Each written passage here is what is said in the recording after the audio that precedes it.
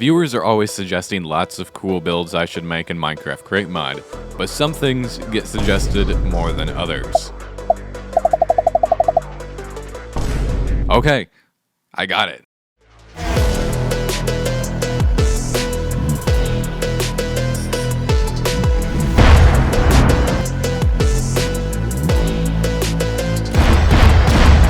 The Schwerer Gustav was a massive railroad artillery piece in the Second World War and is now fully functional right here in Crate Mod. I even find a way to calculate the exact angle needed to drop a shell on this villager's house. If you'd like to check out the build for yourself, you can find it over on my Patreon along with a bunch of the other things from this series. Now, without further ado, let's get started.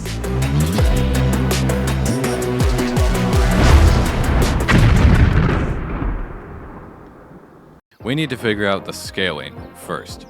Now, I have measurements for it, which is nice. 43, okay, I'm just going to read this in blocks, but 1 block, 1 meter, 47 blocks long. The barrel itself is 32 blocks long, a width of 7 blocks, and a height of 11 blocks.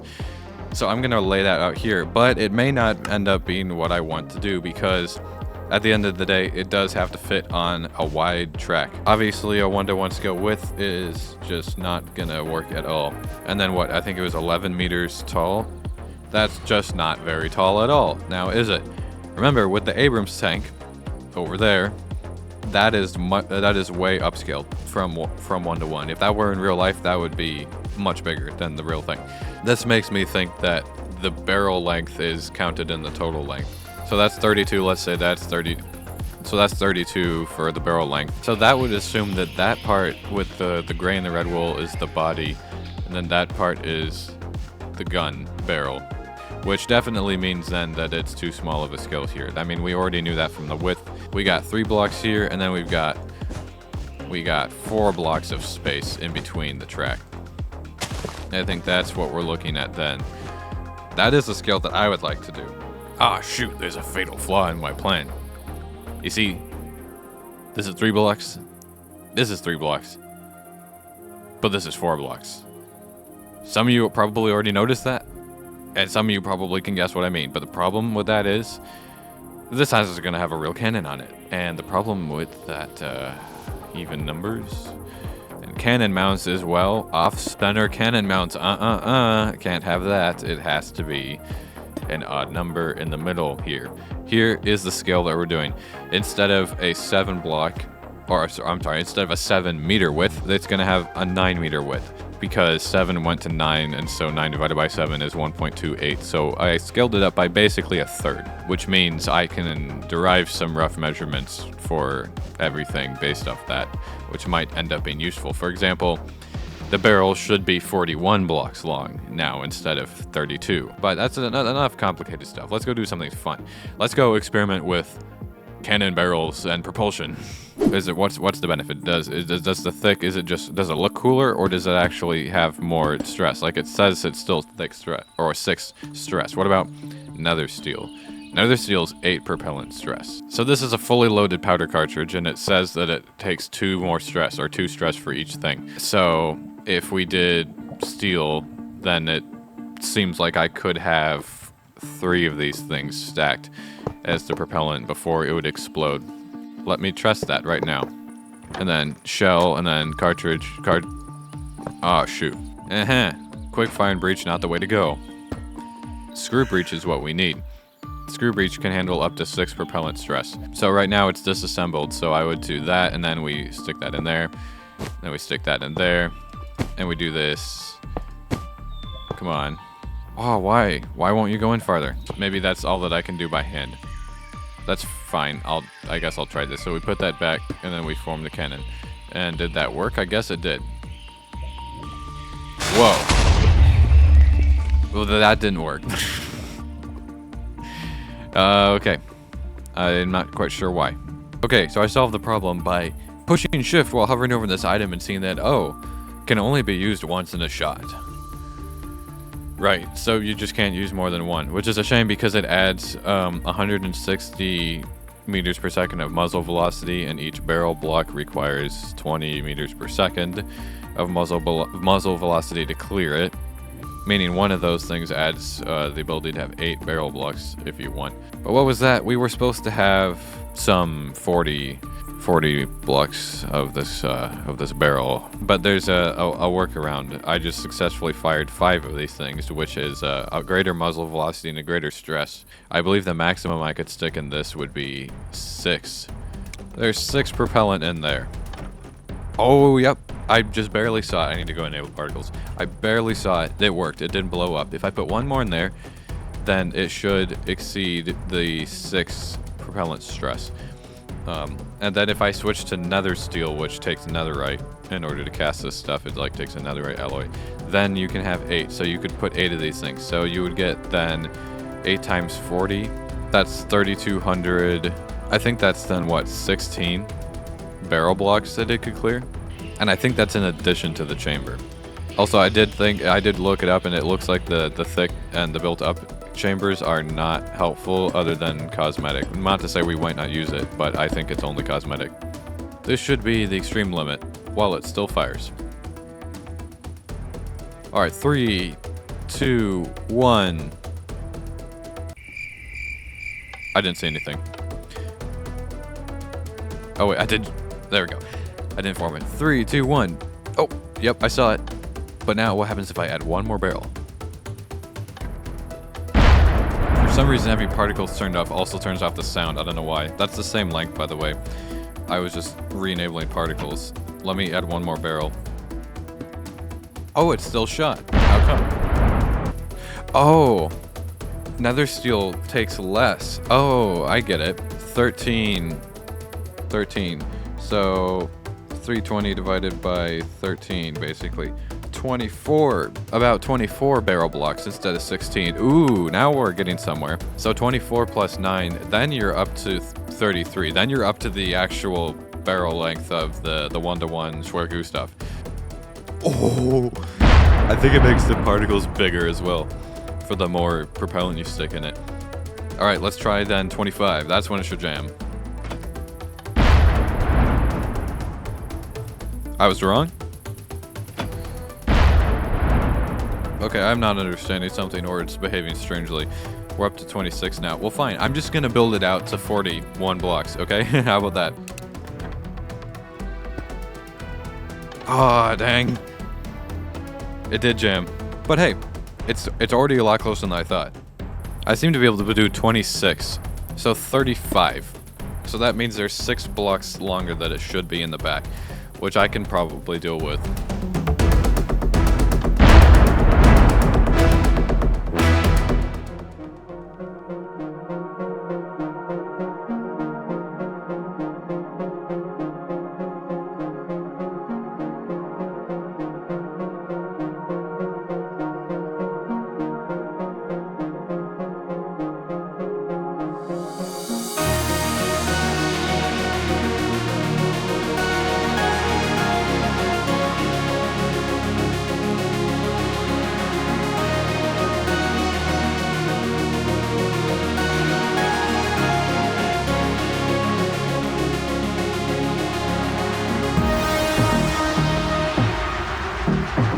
I've been building just this one side, and then I've been building the middle, because most of it is just mirrored to the other side. So everything you see over here, while it might look like it's missing a lot, all I have to do is just mirror it to their side, and then it's good. I'm kind of onto the last hard stuff now, which is the gun itself, obviously. I've been doing a bit of testing here, just to represent the length of this, mainly so that I could see what would happen when you raise the gun up that way, which would make the end of it go down. Because I had no idea what to do here, because you can't really see it in any of the pictures. So I was just like, well, the gun's supposed to point pretty darn high in the sky at times, which means it would have to have an empty space here, which I was determining. So that's probably going to be the last thing I do. I also noticed on the real thing that there was a piston that was sitting here on the back of it that looked like it would help shove shells and then propellant, I guess, into the chamber, which is exactly what we're going to do here, just with the crate mod cannon loader. And then the whole barrel, the whole chamber, everything here is going to be its own contraption, meaning just the whole thing gets raised and lowered. And I'm going to have Crate Interactive so that you can raise and lower it, including the actual cannon mount. Speaking of trains, you've probably noticed there's nothing here related to actual crate mod trains other than some decoration blocks and then these rails. And that's because I still don't quite know what I'm going to do.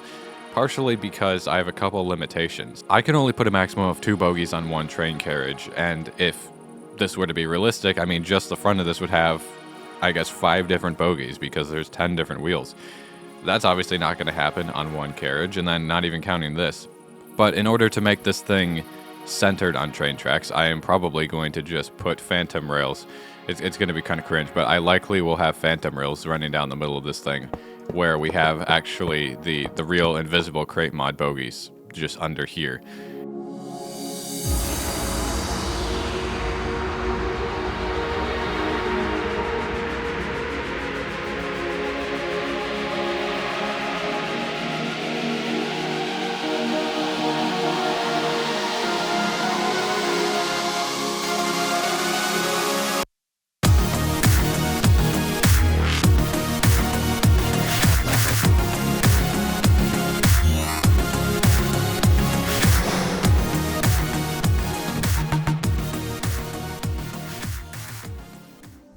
This storm showed up just as I finished building, and it's done. See, that's about what the player looks like next to it, which is not far off from what you see in the few real-life pictures of it, where you can see people standing nearby. This is just the building the aesthetic part of it. Although some of what's in here is functional, I'll show you what I've got.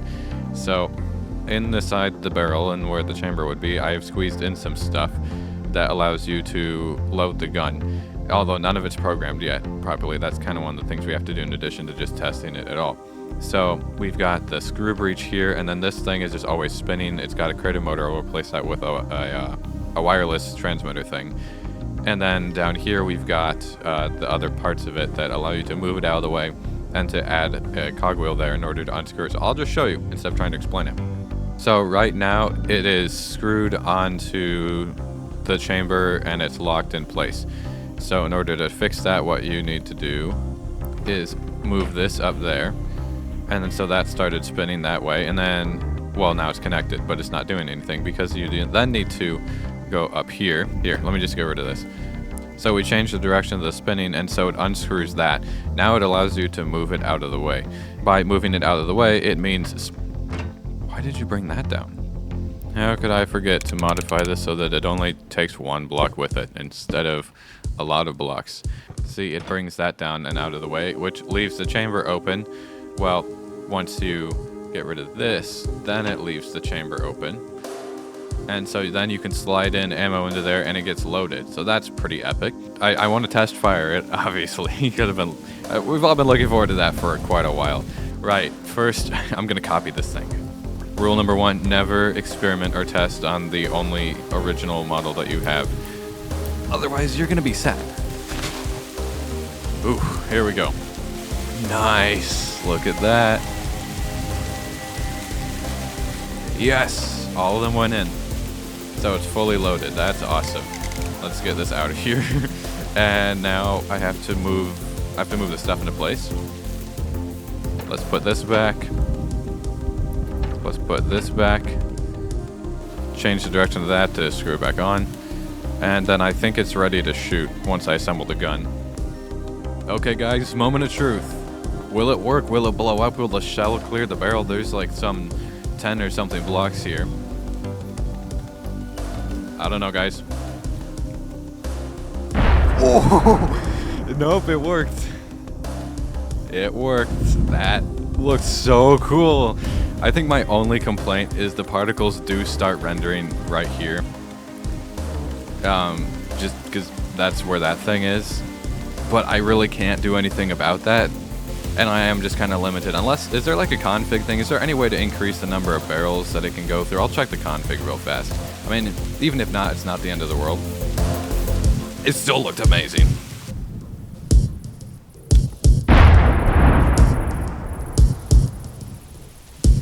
I could do this all day, but then I wouldn't get the rest of this done.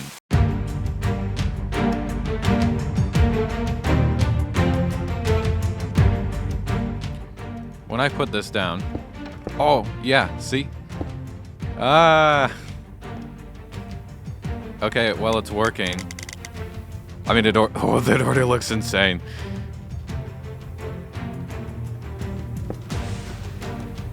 Whoa! Look at that. That looks epic. Alright, so this is just a temporary controller here. It still feels too fast. I mean, it probably is too fast, and it's only at 1 RPM. I don't know if I can make it any slower than that. And I can click that, we can deform it. We'll put in interact me here. Nice. Saw that extra like flicker? That means, yeah, see, look. It's an interactive thing now. Perfect.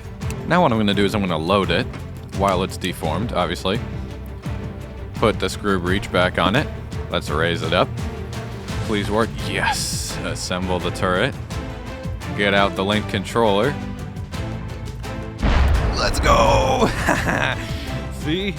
That is how that's gonna work. That right there, that was worth the project.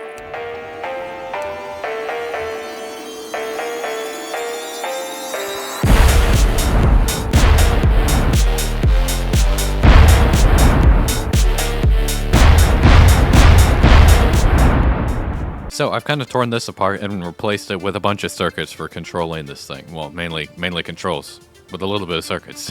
And if we go to the front, there is the front compartment that I have filled up with stuff as well. And this is all the corresponding parts that control everything. And it just has one of these that brings in power to the whole thing. These controls here make the whole thing work through a loading and unloading sequence super easily. I also added this here in case you want to have it be a power loader instead of just spinning the the valve handle. So we can just do that. So it's loaded. We'll just get this out of here. But next thing you want to do is start over here.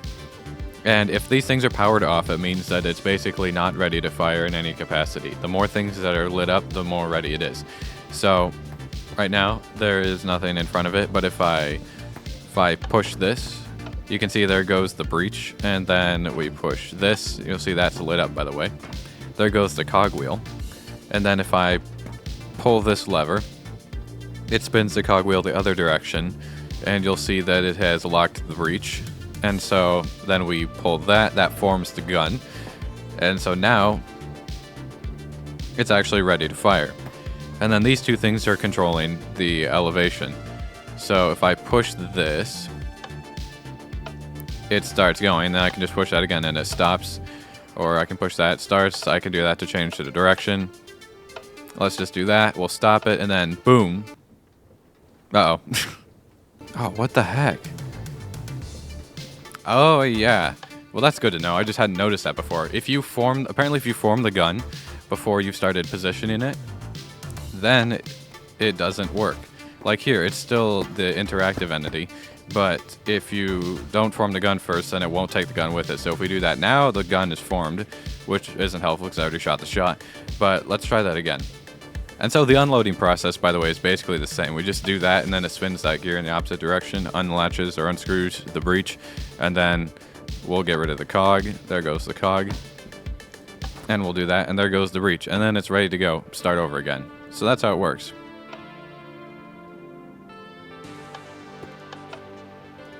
Nice. That's how it's supposed to work.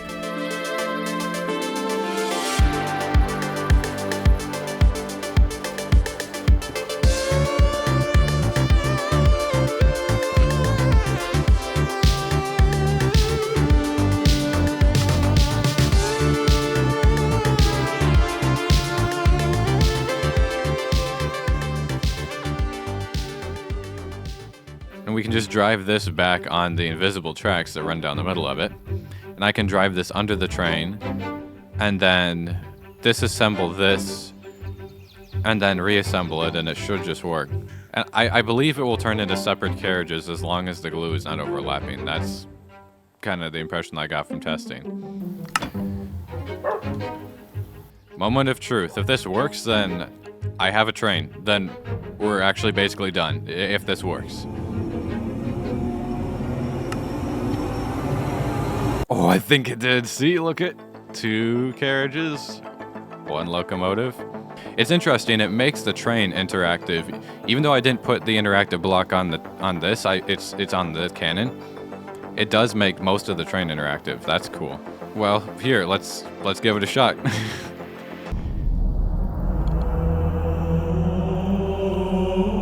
I think it derailed the train because it's interactive. Oh, okay, it's back. I forgot that train derailment is a thing. Oh, but look, it's working the way I'm hoping. Now it's phasing through it, but that still is gonna look way better than I hoped. Oh yeah. You see, I have no idea how this would have worked in real life. Like, it surely would have had to articulate a little bit to be able to go around curved rails, given how long it is. But look at that. See, the front of it turns because it's the different carriages. So then this will swing around. Whoa. I don't know if I want to push my luck, but I should be able, since this whole thing is interactive. I will try this, but I don't think it's going to work. I don't think I'm going to be able to use it while it's in train mode. Like, the initial glue that this had just made it into a train and probably will not be used in order to move this as its own thing anymore. That's what I expect is going to happen with this. And then when you deform it into a train, like if I added, like, look, see, I can add glue onto this now. Any glue that I add onto it now would get lost when I disassemble the train. Let me just try this. I'll just try. Yeah, that's too bad. Although, the whole point is to use it as a train. And I can add glue onto it. It's just annoying and it will disappear if I deform the train. But if we don't deform the train, then it will stay there.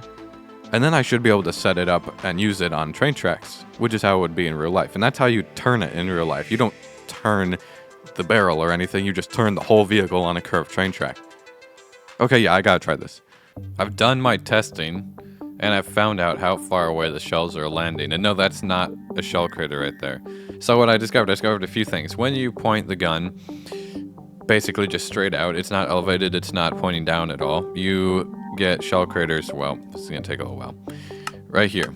These craters came from the one that's stationary, it's not a train, and it was just test firing straight out. And it went about 400 blocks. And so I was just flying in this direction, you know, all the way back over here. And I discovered the shell craters on the other side of this river. There's some here, and then there's a bunch of them over here. This is about 1,500 blocks away, so you can see we're all the way over here, and then this is where they were shot from. I want to try shooting it again, though, with a higher elevation, higher than 45 degrees, and see if it goes farther, or see if it actually goes closer. In order to test this and see exactly where they land, I've turned off the projectile chunk loading so that they only fly through the air if I'm in those chunks, meaning that they'll land as I load the chunks and I'll be able to see it. Oh, shoot. Right there. Okay. Yeah, that was a lot closer. Like, we're right here. That shot up here and landed there, as opposed to there, so it didn't even go half as far. So I'm wondering what the optimal angle is, and it's really hard for me to measure an exact angle here as well. Although it might be possible. Okay, so you can turn, with the sequence gear shift, you could actually turn it 90 degrees, or you could program it to be whatever you wanted. Like, let's do it to exactly a 45 degree angle. And hope that it goes the right direction. Oh no, it's turning down. So that's 45 degrees. Oh, there it went. Right, so 45 degrees. How would I write this down or something? Because it might be useful. So 45 degree angle makes it go basically 1,100 blocks. Well, that means that we know that 45 is not the optimal angle, that it's actually lower than 45 degree is the optimal angle. This is 35 degrees. Let's see what this does. Oh, right there, look at that. Okay, so we increased by about 150 blocks. But I have seen a shell land here, meaning that 35 degrees is still not the optimal range. We're not going to talk about how the maximum range might only be 1.5 kilometers. 25 degree angle. Oh, there it went. But it was a dud and didn't blow up. See, that landed basically right in the middle of my farthest crater. So 25 degree angle. Got it right here. So that's only like 1,300 blocks. Never mind. Maybe it's not even 1.5 kilometers. I will try lowering it down to 15 degrees and see if that's better.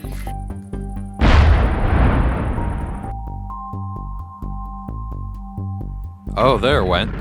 Okay, that was closer. So it looks like the optimal elevation was 25 degrees. Now I want to try all the increments of 10 and see if I can find out a formula for this. I guarantee there is a, well look, they had to code this and using math, so I guarantee there is actually a formula that exists behind this that went into the code, and I'm just trying to, I guess, identify it based off the actual observable results of the cannon in the game. I'm getting way too excited about this, aren't I? You know, I bet I could find the exact angle that I would need to drop a shell right on this village. Oh, there we go. Oh, shoot. Oh, that was cool.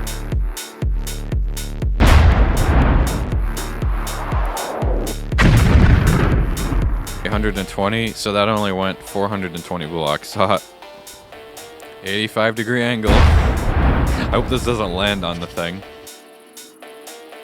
Oh shoot, it went behind me. I didn't even see that. Whoa, that is a... Yeah, I'm gonna calculate the difference between all of these here when we're done. What do we think? Should I try 89 degrees? This is a really stupid idea. Oh yeah, it totally would have. Right, so we went a grand total of 35 blocks. So here are our calculations. Well, no, that's not true. I didn't actually do 5 degrees yet. Oh, look at that. That's actually not helpful. I might have to try that again. Oh, really? It went right there? Okay, well, I think that hit the ground. I don't think that ran into anything.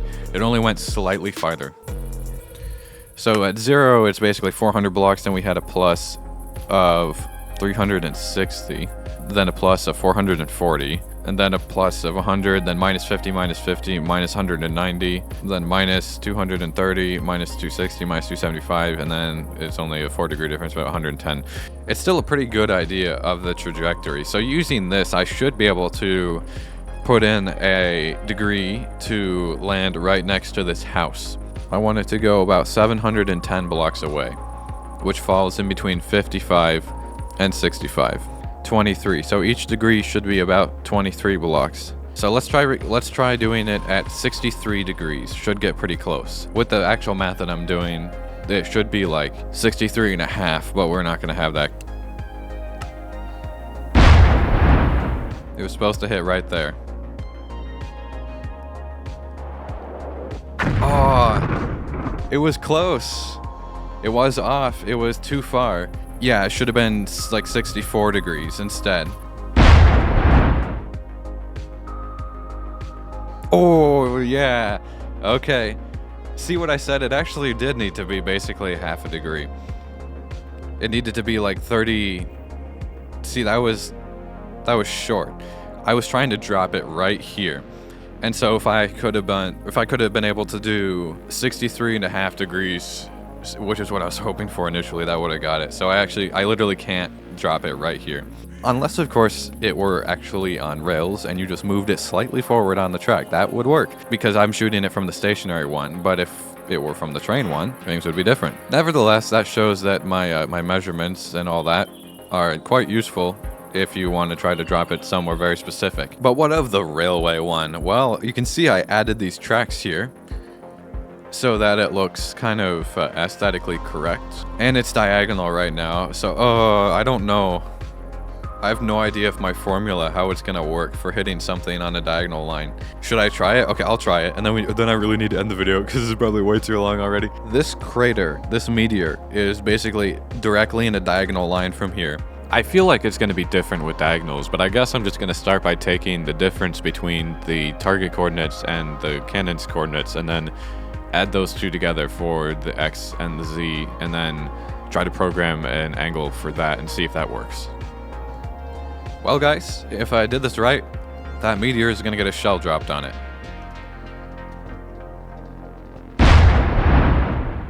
I feel like it overshot it. Anything falling from the sky? No? Nothing from the sky? Okay. Oh, yeah, it did overshoot it. Okay, well, I learned something about how diagonals work. You don't add it together. Okay, then I'm going to try the opposite, I guess, and not add it together. I'm just going to program it for the distance of 1, which is about 580 instead of 580 times 2.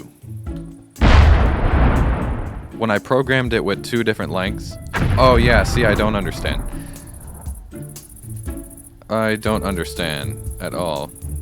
That went way short, but I am noticing that the meteor is roughly halfway in between the one that overshot and the one that undershot, which makes me think that maybe I need to take just one distance and then multiply it by 1.5 and then program it for an angle for that distance instead of taking either basically double or just 1.